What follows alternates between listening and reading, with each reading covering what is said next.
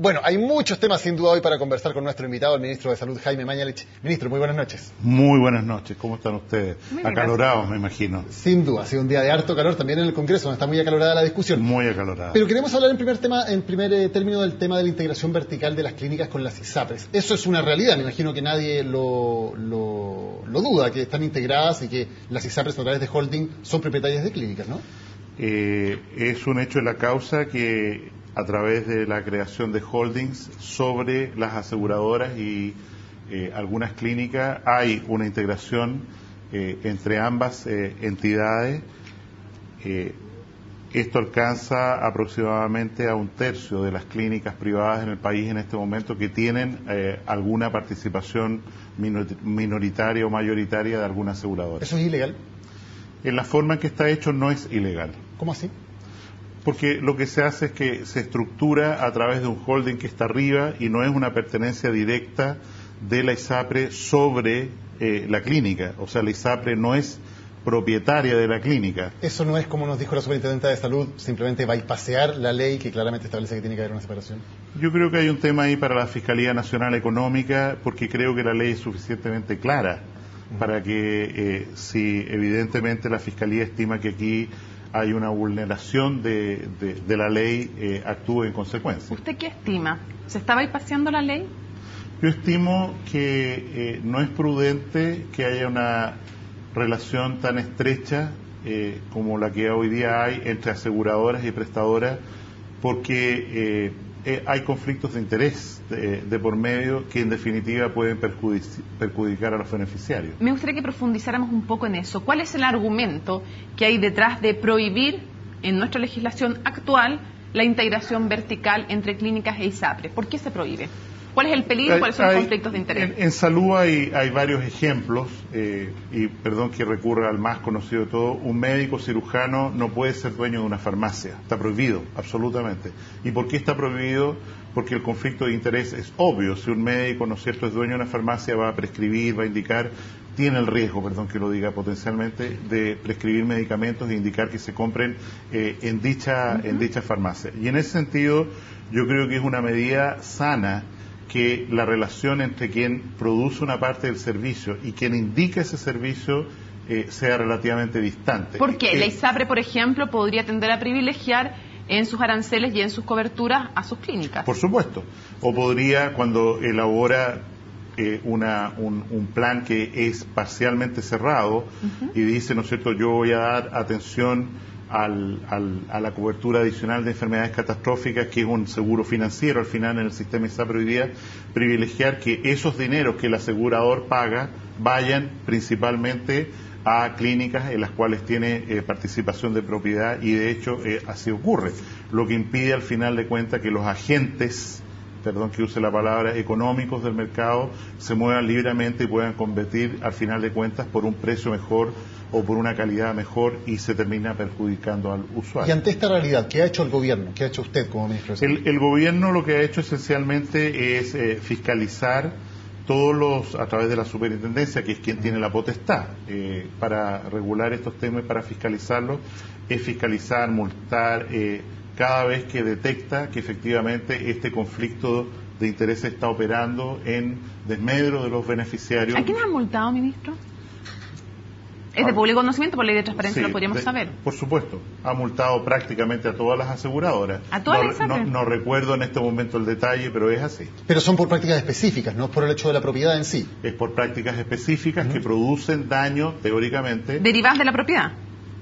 Esa práctica se permite porque está este tema de la propiedad. Coincide, lo voy a decir de esta manera, con la estructura de la propiedad. La sanción no deriva del hecho como está estructurada la propiedad, sino que al estar estructurada de esa manera se produce un potencial daño para el asegurado, por cuanto se le obliga o se le dice la red cerrada a la que usted tiene que ir es esta, en circunstancias que podría haber ido a otra clínica que incluso le cobraría menos, por ejemplo, en la ciudad de Valdivia. Ministro, y si la ley lo prohíbe, pero se hace a través de esta figura de los holdings, ¿qué hay que hacer entonces? ¿Qué falta para que efectivamente se fiscalice y no se provoque esta solución? ¿Hay que cambiar la ley o sencillamente hay que fiscalizar? Yo creo que la ley da ámbito para fiscalizar mejor en el sentido de lo que estoy señalando, cuando se produce un daño para el asegurado, para el afiliado, desde el punto de vista de que se estructura una propiedad como la que hoy día está, es algo, comillas, legal, y para cambiarlo habría, por supuesto, que cambiar la ley que regula muchos aspectos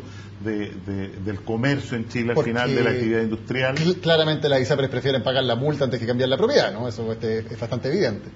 Yo he visto personalmente de todo, he visto aseguradoras que incluso cuando, por ejemplo, un grupo de profesionales de la salud empieza a subir, entendiendo que tienen esta relación, los honorarios dentro de esa institución, de esa clínica, y para la ISAPRE resulta inaceptable esa práctica, se van a una clínica diferente para, comillas, castigar o no privilegiar a los...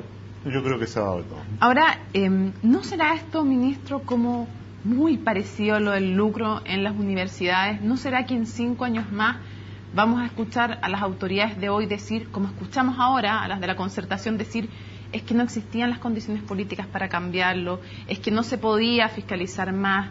Porque si a usted le parece que es negativa esa integración vertical, que no es prudente, como usted mencionó, ¿por qué no ir derechamente con un proyecto al Parlamento para que la ley no permita que vía holding las ISAPRES controlen clínicas?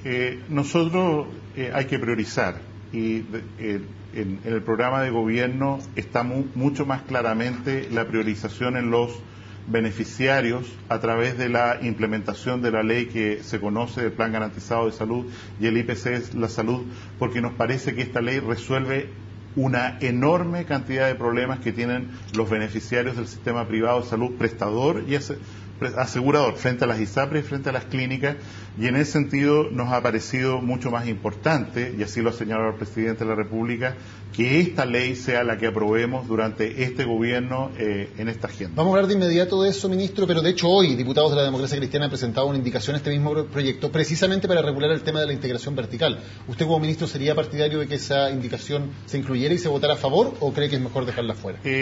El proyecto de ley que nos tiene hoy día en el Parlamento gozó o fue escriturado, por así decir, con un acuerdo político muy potente de todas las bancadas, de representantes técnicos de todos los partidos, que entregaron una propuesta y que definió claramente cuáles eran los límites que esta ley del plan garantizado, que urge tener promulgada para asegurar determinados aspectos de los beneficiarios del sistema privado, cuáles eran posibles de obtener en el corto plazo, cuáles eran no posibles. Y dentro de las que se discutieron fue la de la integración vertical, o esta, lo otro, lo demás allá, y eso no quedó en el marco de esta ley. Y a ese principio, a esa idea, insisto, contribuyeron o coincidieron todos los partidos políticos cuando le entregaron personalmente al presidente de la República un informe de decir, esto es lo que estamos de acuerdo. Se nos va acabando el tiempo, pero hay otros temas que conversar. Por ejemplo, respecto al fallo en la Corte Suprema, quisiera saber si usted lo entendió también restringido a los 30 usuarios o a las 30 familias que reclamaron,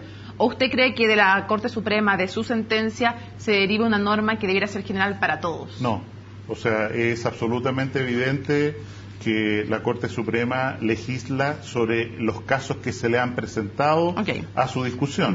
Y lo que hace entonces es producir un efecto en estos 30 casos y un precedente para que se entienda para el futuro que si el 1,5 millones de contratantes que tiene el sistema ISAPRE hoy día fueran a reclamar, lo probable a la Corte de Apelaciones, lo probable es que en el 1,5 millones de casos se fallara a favor de ellos. Sobre eso quiero preguntarle, porque si las ISAPRES también deben haber hecho el mismo razonamiento que usted hace, es decir, si el 1,5 millones fuera a reclamar, también les darían la razón respecto del tema de las alzas unilaterales.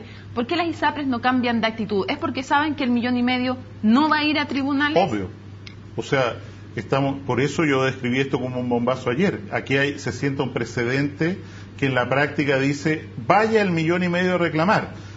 Ahora, sin tener esta ley aprobada, lo predigo, el 31 de marzo de este año, las ISAPRES van a mostrar un fuerte aumento en el precio de sus planes, mucho más allá de lo que va a ser el IPC de la salud informado.